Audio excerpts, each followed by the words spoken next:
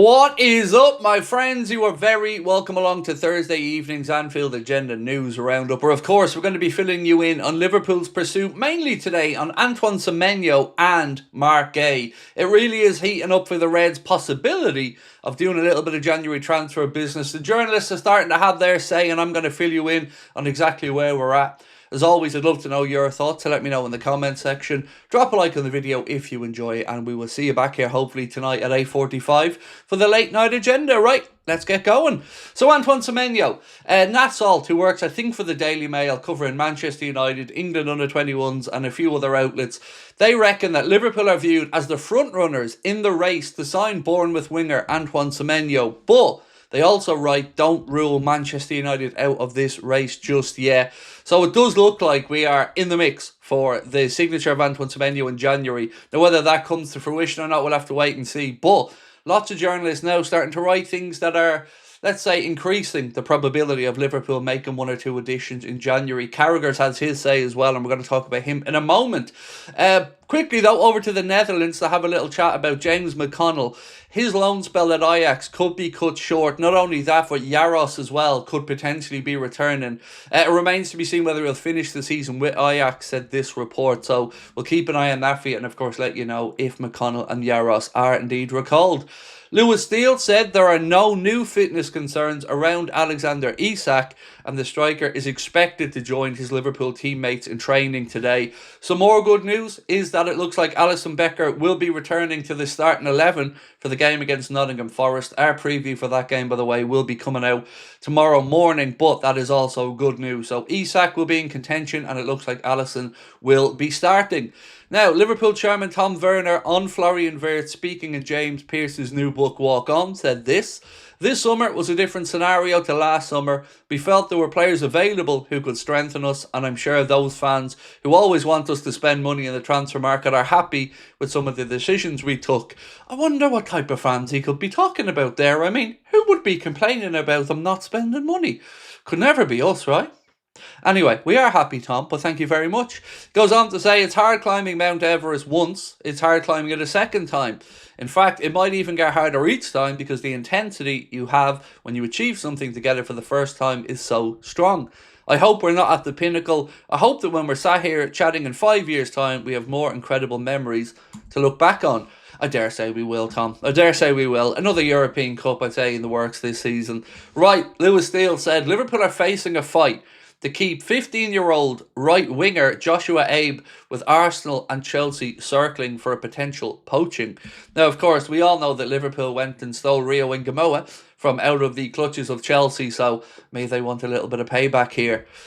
Florian Wirtz, James Pearce, as we said, speaking to Tom Werner about Florian Wirtz in his new book, and this is what Tom had to say on Wirtz. When you have the opportunity to sign players of the calibre, you've got to go for it. Take somebody like Florian. He's a remarkable talent. We could be looking at a future Ballon d'Or winner. He definitely watches the channel. Tom, you definitely watch Anfield Agenda. Let's be honest, because these words could have come right out of my mouth. And of all the things that we've said about Florian, if even half of them come through, he'll be a huge contributor for us. Indeed, he will. Couple of fixture updates as well for you guys. Couple of changes or rearranged fixtures. So, Liverpool taking on Bournemouth at the Vitality is now going to be 5:30 Saturday, the 24th of January. Liverpool against Newcastle at Anfield, Saturday, 31st of January. It's an 8 p.m. kickoff. The first game on Sky Sports, the Newcastle game, will be on TNT Sport.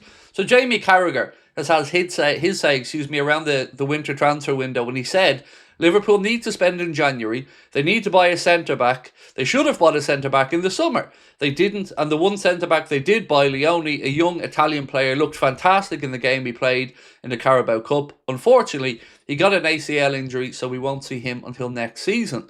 Liverpool are probably one injury away at centre-back from really derailing the season, so they've got to go into the market in January. I do feel they need to bring in that number of players in during the summer. I can go through the team from last season. Costas, the manager, didn't have confidence in him, so you needed to buy a left-back. Kwanzaa moved on. The manager didn't really have confidence in him. They brought in a young player in Leone. They still need another body. They had to replace Trent. Harvey Elliott moved on. But again, the manager didn't have much confidence in him. So he went and bought a number 10 in Florian Wirtz. Darwin Núñez, the manager, never had confidence in him, so we went and brought in Isak, and obviously we've got the tragic situation of Diogo Jota. But in terms of spending, the big money on Isak and Ekitike, who were both playing in the same position, both in the same summer, that was a little one where I was scratching my head a bit. When you've spent that type of money and it just becomes one or the other, it doesn't feel very Liverpool-like to me, or certainly the way we've conducted our transfer business in the last few years. I do get what he means there from the Isak and Ekitike situation, but I'm happy because I think competition is going to be a good thing. Normally, Liverpool do have one out-and-out number 9, one bona fide centre forward, but in this case, I got to say, I'm very happy we've got both of them. Lewis Steele did say the original plan was for Liverpool not to be overly busy in January, but they have history of acting quick and bringing in targets like we saw with Luis Diaz and Cody Gakpo. There is no reason to rule the Reds out of the January transfer market. He also says Mark Guéhi was 99% a Liverpool player on deadline day a few months ago. With that in mind, it's hard to deny the Reds still like the Crystal Palace captain, and judging by performances in recent weeks, they still need a defender. Footy Insider have said this about Harvey Elliott. Liverpool could opt to recall Harvey Elliott from his loan at Aston Villa in January, but as he would be prevented from heading out on loan again, a permanent cut price exit is now a possibility, with clubs in both Germany and Italy keen on the midfielder. I did mention this the other night on the stream. You are limited to one loan in the Premier League per player per season, so if Elliott does come back in, he couldn't be loaned out to another club. This piece from David Ornstein on Antoine Semenyo. He said, it sounds like Liverpool have a firm interest, but we don't know because there will be others contending as well. Man City are credited with an interest, Spurs too. For the time being, from the conversations I've had, those seem to be the 3 teams genuinely in the frame. The industry is telling us that so far, if there is to be a move, it's sounding more like Liverpool, Man City, Spurs, direction of travel, subject to change.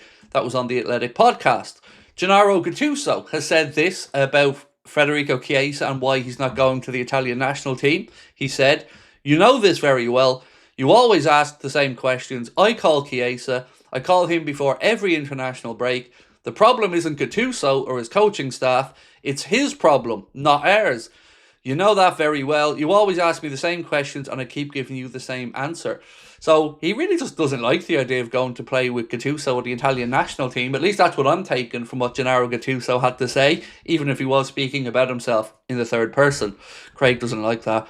TNT Sports has lost the rights to show the Champions League from 2027, with the streaming platform Paramount Plus now in pole position to win the contest to broadcast the tournament in the UK, reports The Times.